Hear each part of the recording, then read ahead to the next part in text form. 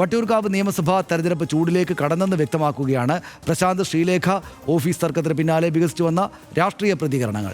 Sasthamangalam കൗൺസിലറായ R ശ്രീലേഖയ്ക്ക് അതിവിശാലമായ office ആവശ്യമുണ്ടായിട്ടാണോ ഈ പുകലെല്ലാം തുടങ്ങിയത് എന്നതിന് മറുപടി ഒരു മുൻ BJP കൗൺസിലർ പറഞ്ഞു കേട്ടു. സ്കൂട്ടറിൻ്റെ ഡിക്കിയായിരുന്നു അത്രേ അദ്ദേഹത്തിൻ്റെ ഓഫീസ്. നിയമസഭാ തെരഞ്ഞെടുപ്പിൽ വട്ടിയൂർക്കാവിൽ ശ്രീലേഖയെ ലോഞ്ച് ചെയ്യുന്ന രാഷ്ട്രീയ തന്ത്രമാണിത് എന്ന് നിരീക്ഷിക്കുന്നവരുമുണ്ട്. അതെന്തായാലും അനാവശ്യമായൊരു വിവാദമാണല്ലോ ഈ ഓഫീസ് വാടകയെ സംബന്ധിച്ച് പിന്നാലെ വന്നത് എന്ന ഒരു തോന്നലാണ് പൊതുവിൽ രാഷ്ട്രീയത്തെ നിരീക്ഷിക്കുന്ന ആളുകൾക്കുണ്ടാവുക.